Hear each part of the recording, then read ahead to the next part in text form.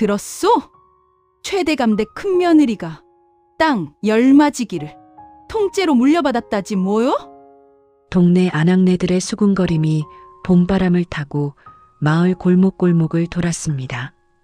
땅 문서를 품에 안고 화려한 옷차림으로 마을 어귀를 보란 듯 활보하는 큰며느리, 새벽부터 물을 깃고 약을 다리며 굳은 살이 박히도록 일만 하는 작은 며느리, 두 며느리 사이에는 까탈스런 병든 시어머니가 있었습니다.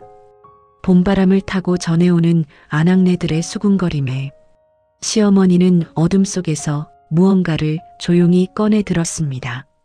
시어머니가 꺼내든 이 비밀스러운 것은 과연 무엇일까요? 이 속에는 어떤 사연들이 담겨 있는 걸까요? 오늘도 별빛 극장에 함께 해주셔서 감사합니다. 마음을 담아 준비한 오늘의 이야기 지금 시작합니다. 사연 시작하기 전에 구독과 좋아요 부탁드립니다. 여러분의 응원이 영상 제작에 큰 힘이 됩니다. 옛날 옛적 경기도 어느 산자락 아래 자리한 작은 마을에 오래된 기와집 한 채가 있었습니다. 그 집 담장 너머로는 언제나 양냄새가 흘러나왔고 굴뚝에서는 가늘고 긴 연기가 하늘로 피어올랐습니다. 봄볕이 따사롭던 어느 날 아침 마을 우물가에 아낙네들이 하나둘 모여들었습니다. 물동이를 내려놓는 소리보다 혀 차는 소리가 먼저였습니다. 들었소? 최대감댁 큰 며느리가 땅 열맞이기를 통째로 물려받았다지 뭐요. 세상에 그 착한 작은 며느리는 어쩌고. 아이고 딱해라. 수군거림이 봄바람을 타고 마을 골목골목을 돌았습니다. 사람들의 눈길은 하나같이 큰 며느리 쪽으로 쏠렸지만 그 눈길에는 부러움과 못마땅함이 뒤섞여 있었습니다. 바로 그 시각 큰 며느리 감내는 새로 받은 땅 문서를 품에 안고 마을 어귀를 지나고 있었습니다. 고개를 꼿꼿이 세우고 입꼬리를 살짝 올린 채 사람들의 시선을 즐기는 듯한 모습이었습니다. 붉은 치마가 바람에 펄럭일 때마다 은비녀가 햇살을 받아 반짝였습니다. 어머니가 정신이 드셨을 때 분명히 내 손에 쥐어주셨지. 내가 더 잘 모셨으니 당연한 일 아니겠소. 감리의 목소리는 우물가까지 또렷이 들려왔습니다. 아낙네들은 서로 눈빛을 교환하며 입을 다물었습니다. 한편 기와집 앞마당에서는 작은 며느리 순덕이 약탕기 앞에 쪼그려 앉아 있었습니다. 연기가 눈을 맵게 찔렀지만 순덕은 눈도 깜짝하지 않았습니다. 가는 손가락으로 부지런히 불씨를 살리며 약물이 끓어오르는 소리에 귀를 기울였습니다. 새벽부터 일어나 물을 길어 나르고 밥을 짓고 약을 다리기를 수십 번, 그 손에는 어느새 굳은 살이 박혀 있었습니다. 방 안에서 기침 소리가 들렸습니다. 순덕은 약탕기를 불에서 내리고 조심스레 방문을 열었습니다. 시어머니 노마님은 이불을 반쯤 걷고 천장을 올려다보고 있었습니다. 마른 뺨 위로 햇살 한 줄기가 비스듬히 내려앉아 있었습니다. 원망스럽지 않으냐? 낮고 가라앉은 목소리였습니다. 순덕은 잠시 멈칫했습니다. 가슴 어딘가가 저릿하게 조여들었습니다. 원망이 없다면 거짓말이었습니다. 그러나 순덕은 천천히 고개를 숙이며 답했습니다. 아닙니다, 어머니. 노마님의 눈이 가늘어졌습니다. 그 눈 속에는 무언가를 헤아리는 빛이 감돌았습니다. 마른 손이 이불 속에서 천천히 움직이더니 낡고 표지가 다른 장부 한 권을 꺼내 가슴 위에 올려놓았습니다. 순덕은 그 장부를 보았습니다. 그러나 노마님은 아무 말도 하지 않았습니다. 다만 눈을 감으며 낮게 중얼거렸습니다. 그래야 판이 선다. 판이 서. 그날 밤 순덕은 부엌 한 구석에서 무릎을 꼭 모은 채 소리 없이 눈물을 훔쳤습니다. 찬바람이 문틈으로 스며들었고 멀리 우물가에서 밤늦도록 웃음소리가 들려왔습니다. 그러나 순덕은 알지 못했습니다. 방문 너머에서 노마님이 눈을 뜨고 어둠 속에서 조용히 장부를 쥔 채 소리도 없이 웃고 있었다는 것을. 이튿날 새벽 닭이 울기도 전에 순덕은 눈을 떴습니다. 찬 공기가 코끝을 에었고 부엌 바닥은 한기가 뼛속까지 스며들 만큼 차가웠습니다. 순덕은 손을 호호 불어가며 물동이를 들고 우물로 향했습니다. 아직 어둠이 채 거치지 않은 마을길에는 안개가 낮게 깔려 있었고 발밑에서 서리가 바스락거렸습니다. 물을 길어 돌아오니 노마님은 이미 깨어 계셨습니다. 이불 위에 반쯤 몸을 일으킨 채 순덕을 기다리고 있었습니다. 약은 언제 다려올 것이냐? 목소리에 가시가 돋쳐 있었습니다. 순덕은 고개를 숙이며 답했습니다. 지금 바로 불을 지피겠습니다, 어머니. 지금 바로라니. 진작 준비했어야 하지 않겠느냐? 순덕의 가슴이 잠시 쿵 내려앉았습니다. 분명 새벽같이 일어나 물을 길어왔건만 노마님의 눈에는 그것으로도 부족한 모양이었습니다. 순덕은 입술을 꾹 깨물고 다시 부엌으로 발걸음을 돌렸습니다. 약탕기에 물을 붓고 불을 지피는 동안 순덕의 마음속에는 묵직한 감정이 고였습니다. 땅 열맞이기를 품에 안은 감내의 모습이 떠올랐습니다. 붉은 치마가 펄럭이던 모습, 은비녀가 햇살에 반짝이던 모습이 눈앞을 스쳤습니다. 순덕의 손이 잠시 멈칫했습니다. 가슴 깊은 곳에서 원망의 감정이 뜨겁게 치밀어 올랐습니다. 그러나 순덕은 눈을 감았습니다. 숨을 고르게 내쉬었습니다. 그리고 다시 부지런히 불을 살렸습니다. 노마님의 까다로움은 그것으로 끝이 아니었습니다. 약이 너무 쓰다 하여 다시 다리게 하였고 밥상이 차가워졌다 하여 다시 데워오게 하였습니다. 이부자리를 펴는 방식이 마음에 들지 않는다 하여 3번을 다시 펴게 하였습니다. 하루 종일 크고 작은 핀잔이 이어졌습니다. 이웃집 노파라면 벌써 등을 돌렸을 일이었습니다. 마을 아낙네들 같았으면 치마를 털고 일어나 문을 쾅 닫았을 것입니다. 그러나 순덕은 매번 고개를 숙이고 매번 다시 일어났습니다. 해가 기울어 저녁 연기가 피어오를 무렵 순덕은 마루 끝에 걸터 앉아 먼 산을 바라보았습니다. 지친 몸이 나무처럼 무거웠습니다. 눈가가 뜨거워졌지만 순덕은 손등으로 눈을 꾹 눌렀습니다. 우물가에서 들려온 말들이 자꾸 귀에 맴돌았습니다. 못된 며느리는 땅 열맞이기라지. 착한 작은 며느리는 병수발이나 들고. 순덕의 눈가가 붉어졌습니다. 그때 방 안에서 노마님의 기척이 들렸습니다. 순덕은 얼른 자리를 정돈하고 방문 앞에 섰습니다. 그때 방문 안에서 기침소리가 들립니다. 노마님이 조용히 말합니다. 밖이 소란하더냐? 순덕은 대답하지 못합니다. 노마님은 한참을 침묵하다가 낮게 중얼거립니다. 순한 아이는 굶겨도 도둑이 되지 않지만 욕심 많은 아이는 쌀독을 맡기면 집을 판다. 그래서 나는 쌀독을 맡겼다. 순덕이 고개를 듭니다. 집안을 무너뜨리는 것은 흉년이 아니라 사람의 그릇이니라.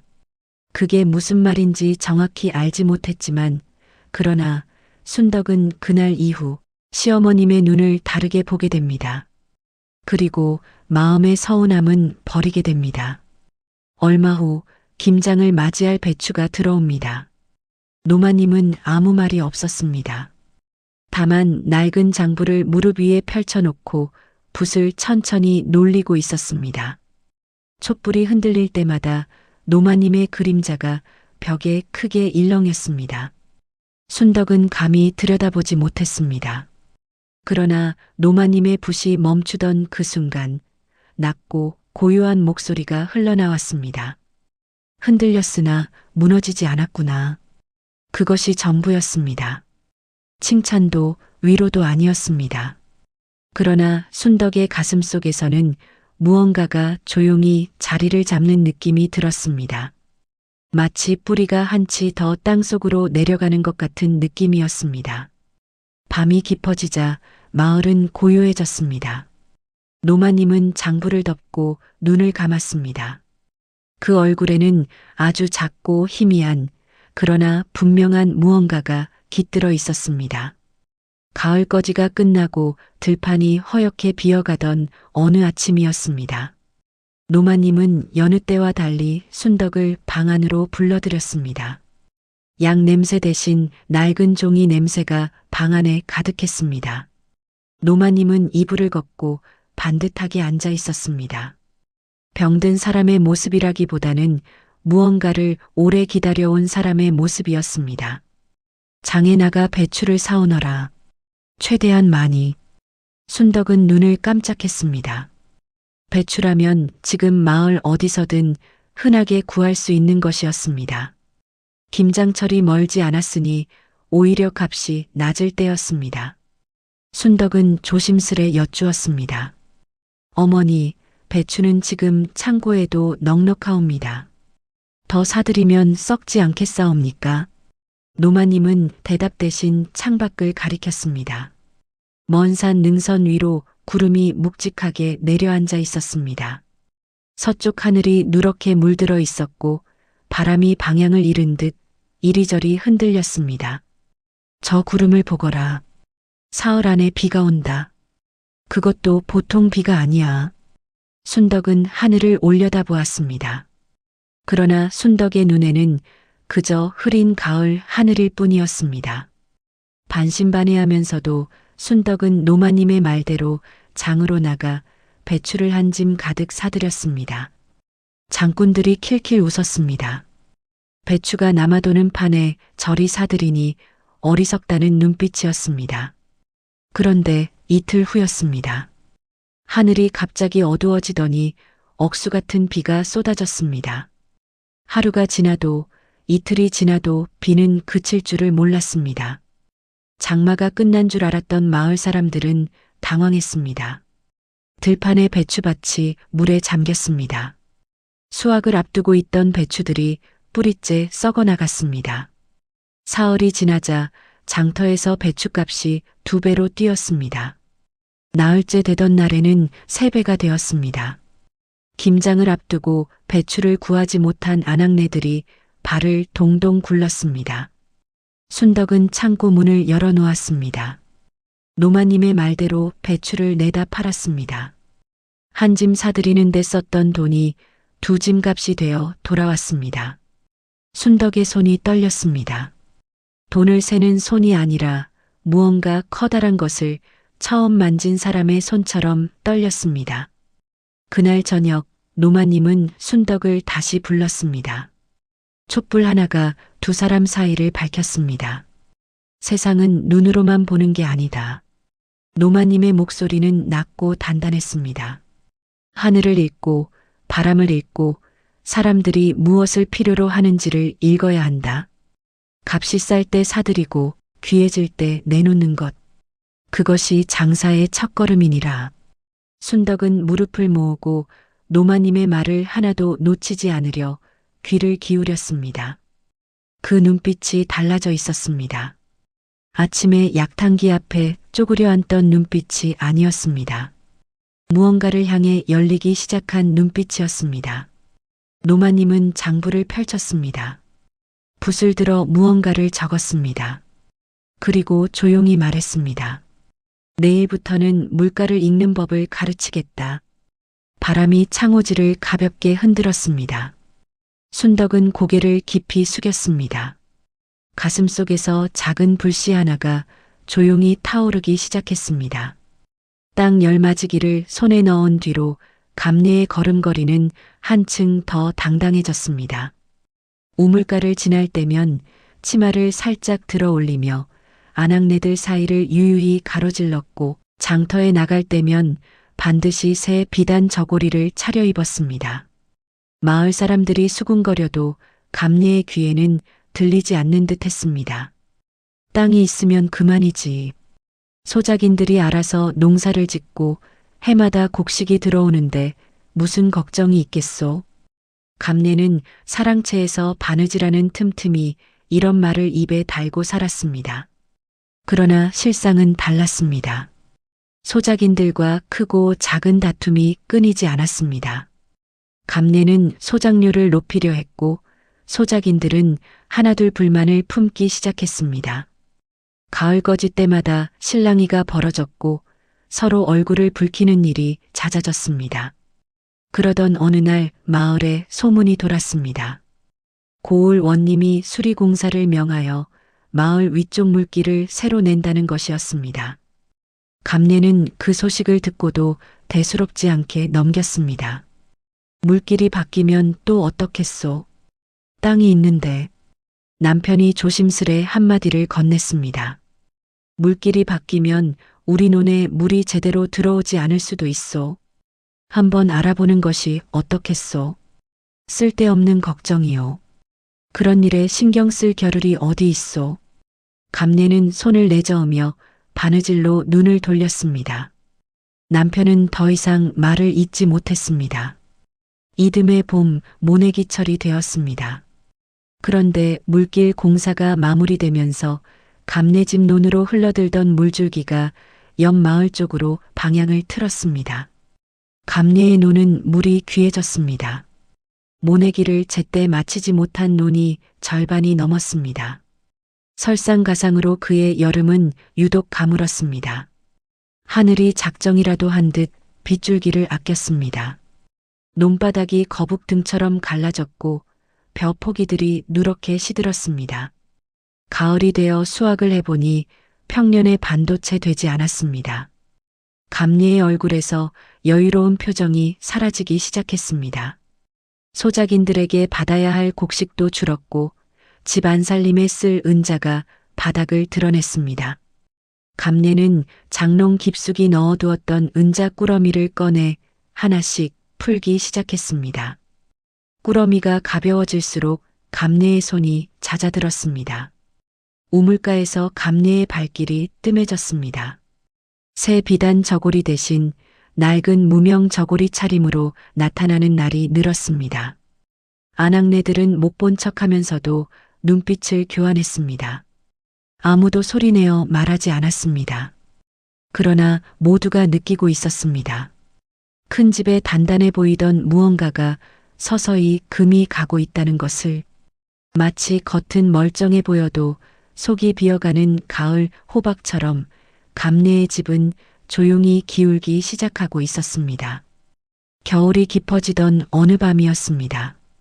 첫눈이 소리 없이 내려 마당을 하얗게 덮었고 처마 끝에서 고드름이 하나둘 맺히기 시작했습니다. 노마님은 순덕을 방으로 불러들이더니 평소와 달리 문을 꼭 닫으라 하였습니다. 촛불 두 자루가 나란히 타오르는 가운데 노마님은 낡은 장부를 무릎 위에 펼쳤습니다. 표지가 닳고 닳아 글씨조차 희미해진 장부였습니다. 순덕은 숨을 죽이고 그 장부를 바라보았습니다. 이 장부에는 내가 젊은 시절 발품을 팔아모은 것들이 담겨 있다. 노마님의 목소리에는 평소와 다른 무게가 실려 있었습니다. 노마님은 천천히 장부를 넘기며 이야기를 풀어놓았습니다. 22살 남편을 일찍 여의고 홀몸이 된 노마님이 어린 두 아들을 데리고 장터를 떠돌던 시절의 이야기였습니다. 비단 한 피를 팔아 쌀을 사고 쌀을 팔아 무명을 사들이던 시절이었습니다. 저 아래 기록을 보거라. 장부 중간쯤에는 빼곡한 글씨로 상단 이름들이 적혀 있었습니다. 노마님이 오랜 세월 외상을 내어준 상단들의 기록이었습니다. 외상 금액과 날짜, 그리고 그 옆에 작은 글씨로 각 상단 주인의 됨됨이까지 적혀 있었습니다. 신의가 두터운 자, 말은 번드르르 하나 행실이 가벼운 자, 어려울 때 도리를 지킨 자. 사람을 적어두었사옵니까? 순덕이 나직이 물었습니다. 돈보다 사람이 먼저다. 믿을 만한 사람을 알아두면 어떤 어려움도 넘길 수 있느니라. 장부 뒤편에는 묵은 곡식 창고의 위치가 그림과 함께 적혀 있었습니다. 마을 뒷산 소나무 숲 아래 아무도 모르는 곳에 노마님이 젊은 시절 손수 지은 작은 창고였습니다. 거기에는 흉년을 대비하여 해마다 조금씩 쌓아둔 곡식이 있었습니다. 순덕은 눈이 커졌습니다. 그토록 가난해 보이던 이 집안에 이런 것들이 숨겨져 있었다는 것이 믿기지 않았습니다. 노마님은 장부를 덮고 순덕을 똑바로 바라보았습니다. 내가 너에게 묻겠다. 만약 내 손에 은자 열량이 생긴다면 무엇을 하겠느냐? 순덕은 잠시 생각했습니다. 예전의 순덕이라면 쌀을 사고 땔감을 쌓아두겠다고 했을 것입니다. 그러나 지금의 순덕은 달랐습니다. 지금 값이 낮고 앞으로 귀해질 것을 사드리겠사옵니다. 그리고 믿을 만한 상단을 하나 골라 관계를 맺겠사옵니다. 노마님의 눈가에 주름이 깊어졌습니다. 웃음이었습니다. 노마님은 천천히 장부를 순덕의 무릎 위에 올려놓았습니다. 이건 돈이 아니다. 잠시 침묵이 흘렀습니다. 촛불이 한번 크게 일렁였습니다. 길이다. 순덕은 두 손으로 장부를 받아들었습니다. 그 무게가 곡식 한 선보다 무겁게 느껴졌습니다. 창밖에서는 눈이 소리 없이 쌓여가고 있었습니다. 이듬해 봄 순덕은 장부에 적힌 상단 이름 하나를 찾아 나섰습니다. 노마님이 신의가 두텁다고 적어둔 포목상단이었습니다. 상단 주인 박서방은 50이 넘은 나이에도 눈빛이 맑고 말이 적은 사람이었습니다. 순덕은 조심스레 인사를 건네며 노마님의 이름을 댔습니다. 박서방의 눈이 순간 흔들렸습니다. 최마님의 며느리시오? 그 어른이 아직 살아계시오? 병환 중이시나 정정하십니다. 박서방은 잠시 말이 없다가 천천히 고개를 끄덕였습니다. 그 어른께 빚진 것이 많소. 무엇이든 도울 일이 있으면 말씀하시오. 순덕은 겨울이 오기 전에 실값이 오를 것이라는 노마님의 말을 떠올렸습니다. 창고에 남아있던 곡식을 팔아 마련한 은자로 실을 넉넉히 사들였습니다. 박서방이 거래처를 연결해 주었습니다. 노마님의 말대로 초겨울이 되자 배짜는 집들이 실을 찾았고 값은 봄보다 곱절이 되었습니다. 첫 이익이 손에 들어오던 날 순덕은 한참 동안 그 은자를 바라보았습니다. 그리고 절반은 다시 장부에 적힌 다른 거래에 쓰고 절반은 집 살림에 보탰습니다. 노마님이 지켜보고 있었지만 아무 말도 하지 않았습니다. 그것이 칭찬이었습니다. 작은 성공이 반복되었습니다. 순덕은 봄에는 삼배를 사들이고 여름에는 모시를 내다 팔았습니다. 장터에 나가는 날이 늘었고 상인들과 얼굴을 익히는 일에 부지런했습니다. 처음에는 낯선 여인네가 장사를 한다 하여 곱지 않은 눈길을 받기도 했습니다. 그러나 순덕은 말수를 줄이고 거래에서 신의를 지키는 것으로 스스로를 증명했습니다.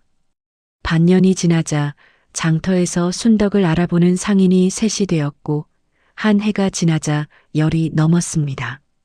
박서방을 중심으로 작은 상단이 모양을 갖추기 시작했습니다. 집살림도 눈에 띄게 나아졌습니다. 새 장독이 마당에 들어섰고 낡은 지붕이 단단히 고쳐졌습니다. 노마님은 그 모든 것을 방 안에서 조용히 지켜보았습니다. 그런데 이상한 일이 있었습니다. 순덕이 바깥일이 잘 풀릴수록 노마님은 오히려 더 자주 아픈 척을 하였습니다. 순덕을 일찍 불러들이는 날이 늘었고 밤중에도 기침 소리를 냈습니다. 마을 아낙네들은 혀를 찼습니다. 즉, 저 착한 며느리 발목을 잡으려는 것이 아니겠소. 그러나 순덕은 달리 생각했습니다. 노마님 곁에 앉아 등을 쓸어들이는 동안 순덕은 오히려 마음이 단단해지는 것을 느꼈습니다. 바깥에서 흔들리고 돌아와도 노마님 곁에 앉으면 다시 중심이 잡혔습니다.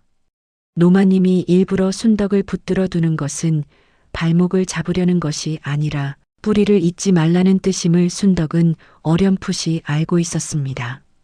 그날 밤 노마님은 장부에 조용히 한 줄을 더했습니다. 순덕은 그 글씨를 읽지 못했습니다. 그러나 노마님의 손끝이 더 이상 떨리지 않는다는 것은 알았습니다. 가을 단풍이 산을 붉게 물들이던 무렵 물길 공사가 마침내 완전히 마무리되었습니다. 새로 난 수로는 감내집 논을 비껴 흘렀습니다. 봄부터 가을까지 물 한 줄기 제대로 들어오지 못한 논은 결국 벼농사를 포기해야 했습니다. 물이 귀한 논은 밭으로 바꿀 수밖에 없었고 밭으로 바뀐 땅의 값은 논의 절반도 되지 않았습니다. 땅 문서를 품에 안고 의기양양하던 날로부터 채 2해가 지나지 않은 일이었습니다. 감내의 남편은 고을 원님을 찾아가 물길을 되돌려달라 청하였습니다. 그러나 이미 완공된 수로를 되돌리는 것은 쉬운 일이 아니었습니다. 청을 들어줄 만한 연줄도 그것을 움직일 만한 재물도 감내집에는 남아있지 않았습니다. 남편은 빈손으로 돌아왔고 그날 저녁 감내집에서는 두 사람이 목소리를 높이는 소리가 담장 밖까지 흘러나왔습니다. 빚독촉이 시작된 것은 그 무렵부터였습니다. 살림을 꾸리기 위해 이웃에게 꾼 돈, 소작인들과의 다툼을 무마하기 위해 쓴 돈이 쌓여 있었습니다. 채권자들이 하나둘 대문 앞에 나타났습니다. 감내는 처음에는 큰 소리를 쳤습니다. 그러나 큰 소리가 통하는 시절은 이미 지나가 있었습니다. 마당에 놓여있던 녹그릇이 하나씩 사라지기 시작했습니다. 명절마다 번쩍이던 큰 유기쟁반이 먼저 나갔고 제사상에 올리던 놋대접이 그 뒤를 따랐습니다. 사랑채를 지키던 늙은 하인이 어느 날 아침 보따리를 싸서 나갔습니다. 뒤를 이어 부엌일을 맡던 어린 몸종도 떠났습니다. 집안이 텅 비어가는 것이 눈에 보였습니다. 우물가의 풍경이 달라졌습니다. 예전에는 감내가 나타나면 아낙네들이 슬그머니 자리를 비켜주었습니다. 그러나 이제는 달랐습니다. 감내가 물동이를 들고 우물가에 나타나면 수군거림이 먼저였습니다. 그 집 완전히 망했다더라. 땅 열맞이기가 뭔 소용이요. 물길 하나에 다 날아갔지 않소. 감내는 고개를 숙인 채 물을 길었습니다.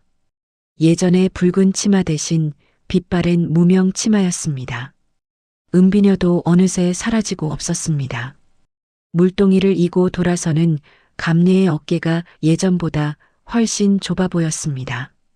그 소식은 고스란히 순덕의 귀에도 들어왔습니다. 순덕은 아무 말도 하지 않았습니다. 우물가에서 감내를 마주쳐도 못 본 척 지나쳤습니다. 그러나 집으로 돌아와 노마님 곁에 앉았을 때 순덕의 얼굴에는 통쾌함 대신 묵직한 무언가가 고여 있었습니다. 노마님은 그 얼굴을 오래 바라보다가 낮게 말했습니다. 불쌍히 여기는 것이 이기는 것이다. 순덕은 그 말의 뜻을 그날 밤 내내 되새겼습니다. 찬바람이 창호지를 흔드는 소리가 유독 길게 들렸습니다. 첫눈이 내리던 날 밤 노마님의 숨이 가빠졌습니다. 순덕이 약을 다리고 등을 쓸어들였지만 노마님의 얼굴은 촛불 아래 더욱 창백했습니다. 순덕은 새벽같이 사람을 보내 두 아들을 불러들였습니다. 큰아들 내외가 먼저 도착했습니다. 감내는 문을 들어서자마자 눈물부터 쏟았습니다. 시어머니의 손을 붙잡고 흐느끼는 모습이 지극한 효성처럼 보였습니다. 그러나 감내의 눈물이 뺨을 타고 흐르는 동안 그 눈은 방 안 곳곳을 빠르게 훑고 있었습니다. 장롱 위를, 벽장문을, 그리고 노마님의 이불 위를. 작은 아들 내외, 즉 순덕은 말없이 노마님 곁을 지켰습니다. 약 그릇을 갈고 이불을 여미고 손발을 주물렀습니다. 눈물은 나오지 않았습니다. 나오지 않는 것이 아니라 지금은 울 때가 아님을 순덕의 몸이 알고 있었습니다. 이틀이 지났습니다. 노마님은 기력을 조금 회복하더니 두 아들을 나란히 불러앉혔습니다. 촛불이 세자로 켜졌습니다. 방 안이 어느 때보다 조용했습니다. 노마님은 천천히 이불 속에서 낡은 장부를 꺼냈습니다. 감례의 눈이 번쩍였습니다. 이것이 무엇이옵니까, 어머니? 들으면 알 것이다. 노마님은 장부를 순덕에게 건넸습니다. 순덕은 두 손으로 받아들고 첫 장부터 천천히 소리내어 읽었습니다. 노마님이 젊은 시절부터 기록해온 것들이었습니다. 거래의 기록, 상단의 기록, 그리고 사람의 기록이었습니다. 장부 뒷부분에는 두 며느리에 대한 기록도 있었습니다. 감례가 시어머니 병문안을 온 날과 오지 않은 날이 낱낱이 적혀 있었습니다. 약을 다린 날과 다리지 않은 날, 밥상을 드린 날과 드리지 않은 날이 모두 기록되어 있었습니다. 그리고 순덕에 대한 기록도 마찬가지였습니다. 새벽에 물을 길어온 날, 밤새 곁을 지킨 날, 핀잔을 들으면서도 돌아서지 않은 날들이 적혀 있었습니다. 방 안이 쥐 죽은 듯 고요해졌습니다. 감례의 얼굴이 서서히 창백해졌습니다. 손이 가늘게 떨렸습니다. 눈물은 어느새 흔적도 없었습니다. 순덕의 눈에서는 그때서야 눈물이 흘렀습니다. 소리도 없이 그러나 멈추지 않고 흘렀습니다. 노마님이 그 모든 날들을 알고 있었다는 것이, 기억하고 있었다는 것이 가슴을 가득 채웠습니다. 노마님은 두 아들을 천천히 바라보며 말했습니다. 나는 땅을 나눈 것이 아니다. 잠시 숨을 고른 뒤 노마님이 다시 입을 열었습니다. 사람을 골랐다. 감례는 그 자리에서 아무 말도 하지 못했습니다. 촛불 세 자루가 나란히 흔들렸습니다. 노마님은 그의 겨울을 넘기지 못하셨습니다. 눈이 소복이 쌓인 어느 새벽, 순덕의 손을 꼭 쥔 채 조용히 눈을 감으셨습니다. 마지막 숨이 가늘게 실처럼 끊어지던 그 순간, 순덕은 손을 놓지 않았습니다. 밖에서는 바람 한 점 없이 눈이 내리고 있었습니다. 장례는 조용하게 치러졌습니다. 마을 사람들이 하나둘 찾아와 조문하였고 장터의 상인들도 먼 길을 마다 않고 왔습니다. 박서방은 말없이 절을 2번 올리고 돌아갔습니다. 감례는 상복을 갖춰 입고 나타났지만 끝내 순덕과 눈을 마주치지 못했습니다. 노마님이 떠나고 난 뒤 집안은 한동안 텅 빈 것 같았습니다. 양 냄새도 장부를 넘기는 소리도 낮고 단단한 목소리도 사라졌습니다. 순덕은 매일 아침 노마님이 쓰시던 방을 쓸고 닦았습니다. 아무것도 치우지 않았습니다. 장부는 원래 자리에 그대로 두었습니다. 봄이 오고 여름이 지났습니다. 순덕의 상단은 꾸준히 커졌습니다. 박서방과의 거래가 안정을 찾았고 새로운 상인 둘이 더 합류했습니다. 마을 사람들이 순덕을 부르는 호칭이 달라지기 시작했습니다. 예전에는 그저 작은 며느리였는데 이제는 자연스럽게 마님이라 불렀습니다. 그 무렵 감례집의 사정은 더욱 기울었습니다. 남은 땅마저 빚을 갚는 데 쓰였고 큰아들 내외는 마을을 떠나 처가 쪽으로 몸을 의탁할 수밖에 없었습니다. 그렇게 반년이 흘렀습니다. 비가 추적추적 내리던 가을 저녁이었습니다. 순덕이 장부를 정리하고 있는데 대문 밖에서 인기척이 들렸습니다. 한참이 지나도 문을 두드리지 않았습니다. 순덕이 직접 나가보니 감례가 대문 앞에 서 있었습니다. 우산도 없이 젖은 머리칼이 뺨에 달라붙은 채였습니다. 감례는 순덕을 보더니 입을 열었다 닫기를 여러 번 반복했습니다. 빗소리만 두 사람 사이를 채웠습니다. 그러다 감례의 몸이 천천히 앞으로 기울었습니다. 두 무릎이 질퍽한 땅에 닿았습니다. 내가 틀렸다. 목소리가 빗소리에 묻혀 가늘게 들렸습니다. 그것이 전부였습니다.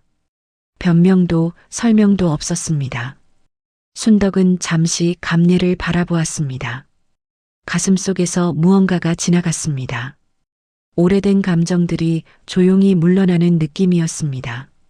순덕은 천천히 안으로 들어가 우산을 가져왔습니다. 그리고 무릎 꿇은 감내의 머리 위에 조용히 씌워 주었습니다. 들어오시지요. 짧은 한마디였습니다. 그러나 그 말 안에 담긴 것은 짧지 않았습니다.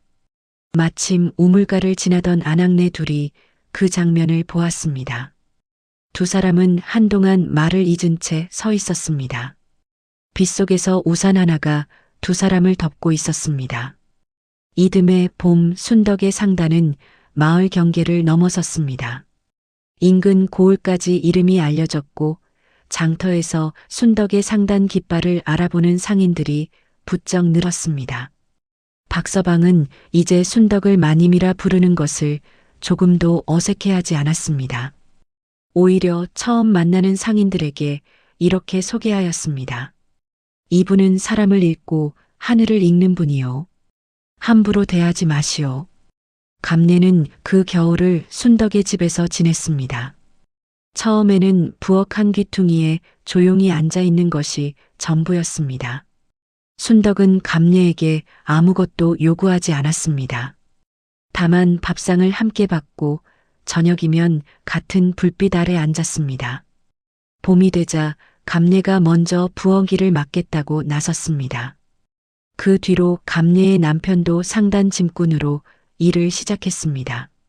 순덕은 품삯을 다른 사람들과 똑같이 쳐주었습니다. 모자라지도 넘치지도 않게. 마을 사람들은 그 모습을 보고 저마다 한마디씩 했습니다. 원수를 품에 안았다더라. 아니요, 저분은 원수로 본 적이 없는 것이요. 우물가의 풍경이 또 한 번 달라졌습니다. 예전에는 순덕을 가엾다 하던 자리에서 이제는 순덕을 칭송하는 이야기가 오갔습니다.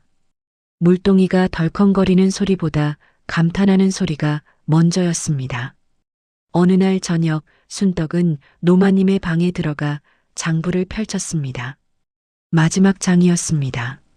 노마님이 마지막으로 붓을 놀렸던 그 자리였습니다.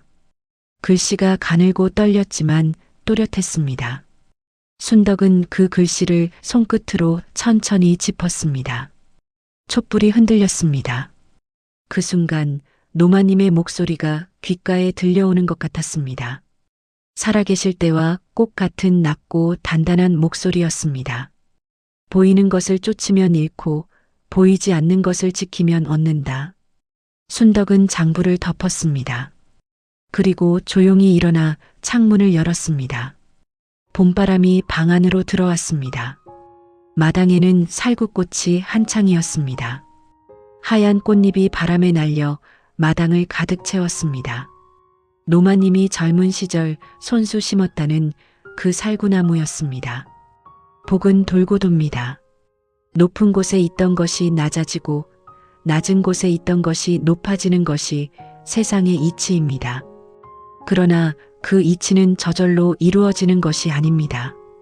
흔들려도 무너지지 않는 마음, 원망 대신 묵묵히 걷는 발걸음, 그리고 보이지 않는 것을 믿는 눈이 있어야 비로소 판이 서는 것입니다. 순덕은 그것을 알았고 그렇게 살았습니다. 명심보감에 이르기를 인내일시 면제백일지요라고 하였습니다. 한때를 참고 견디면 백날의 근심을 면할 수 있다는 뜻입니다. 순덕은 핀잔을 들으면서도 물을 길었고 모진 말을 들으면서도 약을 다렸습니다. 그 인내가 쌓여 마침내 판이 섰습니다. 논어에서 공자께서도 말씀하셨습니다. 덕불고 필요린, 덕이 있는 사람은 외롭지 않으며 반드시 이웃이 생긴다고. 보이는 땅을 쫓은 사람은 물길 하나에 무너졌지만 보이지 않는 덕을 쌓은 사람은 봄바람처럼 사방으로 퍼져나갔습니다. 여러분의 오늘 하루도 묵묵한 발걸음 위에서 꽃 피우시길 바랍니다. 살구꽃이 지는 마당에서 별빛 극장의 오늘 이야기는 여기서 마무리됩니다. 다음 영상을 빠르게 만나보시려면 좋아요와 구독을 눌러주세요. 그럼 더 재미있는 영상으로 찾아뵙겠습니다. 모두 행복한 하루 보내세요.